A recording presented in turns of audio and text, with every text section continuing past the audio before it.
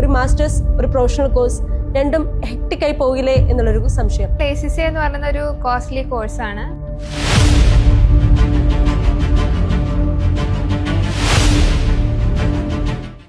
MCOM ACCA രണ്ടും combine ചെയ്ത് എങ്ങനെ കൊണ്ടുപോകും? ഞാൻ അധികം കേട്ടിരിക്കുന്ന ഒരു ക്വസ്റ്റ്യൻ ആണിത്. സത്യം പറഞ്ഞാൽ പുറത്ത് നിൽക്കുന്നത് വരെ എനിക്കും ഇത് ഭയങ്കര കൺഫ്യൂഷൻ ആയിരുന്നു.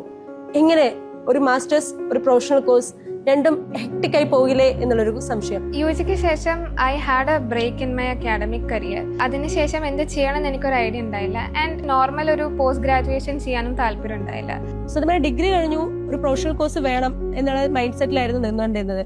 എന്നാൽ എനിക്ക് എന്റെ സ്റ്റഡീസ് അപ്പോഴങ്ങ് വിട്ടുകളയാൻ തോന്നില്ല. I want a PG to secure my academics.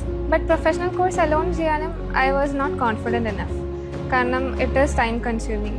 എൻ്റെ ഫ്രണ്ട്സിൻ്റെ എക്സ്പീരിയൻസസ് നോക്കുകയാണെങ്കിൽ they are still continuing it. അങ്ങനെ ഇരിക്കുമ്പോഴാണ് ഇത് രണ്ടും ജോയിന്റ് ആയിട്ട് പഠിക്കാൻ കഴിയുമോ എന്നുള്ള സെർച്ച് ചെയ്യാൻ തുടങ്ങിയത്. Then I notice about Jain University Kochi MCOM with ACCA. So പുറമേ നിന്ന് നോക്കിക്കഴിഞ്ഞാൽ ACCA എന്ന് പറയുന്ന ഒരു കോസ്റ്റ്ലി കോഴ്സാണ്. ബട്ട് ജെയിൻ യൂണിവേഴ്സിറ്റിയിൽ നോക്കുകയാണെങ്കിൽ ഇത് വളരെ കോസ്റ്റ് എഫക്റ്റീവ് ആണ്. കാരണം എനിക്ക് ഒരു സമയത്ത് തന്നെ മാസ്റ്റേഴ്സും അതേപോലെ തന്നെ ഒരു പ്രൊഫഷണൽ ക്വാളിഫിക്കേഷനായ ACC എനിക്ക് കംപ്ലീറ്റ് ചെയ്യാൻ പറ്റും. 9 paper was exempted in ACCA by doing MCOM IFC.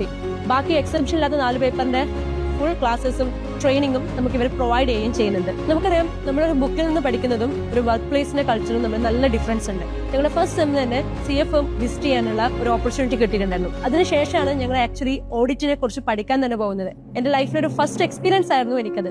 Third സെമ്മിൽ എത്തിയപ്പോൾ ഞങ്ങൾക്കൊരു ഇന്റേൺഷിപ്പ് ഓപ്പർച്യൂണിറ്റിയും പ്രൊവൈഡ് ചെയ്തിരുന്നു. അതിലൂടെ കോർപ്പറേറ്റ് കൾച്ചർ എങ്ങനെയാണെന്ന് എക്സ്പീരിയൻസ് ചെയ്യാൻ പറ്റി. വെറും ഒരു ഫേംസിൽ കൊണ്ടുപോയി വിസിറ്റ് ചെയ്യൽ മാത്രമല്ല, experiential learning sections, classes, big ഫോഴ്സിലെ സീനിയർ മാനേജേഴ്സ്, CEO, പാർട്ട്നേഴ്സ് ഇവരൊക്കെ ആയിട്ട് ഞങ്ങൾക്കൊരു മീറ്റപ്പ് ജെയിൻ യൂണിവേഴ്സിറ്റി പ്രൊവൈഡ് ചെയ്തിട്ടുണ്ടായിരുന്നു. പിന്നെ മറ്റൊരു കാര്യം എന്ന് പറയുമ്പം ജെയിൻ യൂണിവേഴ്സിറ്റിയിലെ ഫ്യൂച്ചർ സബ്മിറ്റിനെ പറ്റി എടുത്ത് പറയേണ്ടതാണ്. എനിക്ക് അതിലൂടെ ഒരുപാട് എക്സ്പോഷർ കിട്ടി. ഒരുപാട് മാസ്റ്റർ ക്ലാസ്സസ് ആവട്ടെ, അതേപോലെ തന്നെ ഒരുപാട് സ്കിൽ സെറ്റ്സ് എനിക്ക് ബിൽഡ് ചെയ്യാൻ പറ്റി. കണ്ണൂർ ടു എറണാകുളം എന്നുള്ളൊരു ചേഞ്ചസ് എനിക്ക് ഭയങ്കരമായിട്ട് home sickness കൊണ്ടുവന്നായിരുന്നു.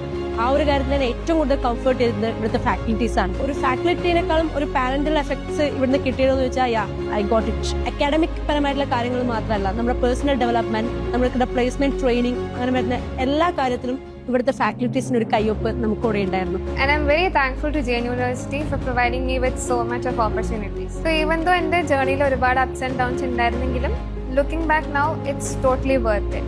And I'm happy that I'm placed at EY. ഇപ്പോൾ ഞാൻ ഇവിടെ ഇരിക്കുന്നു with a happy face because in my hand there is a secured job. I am placed at EY.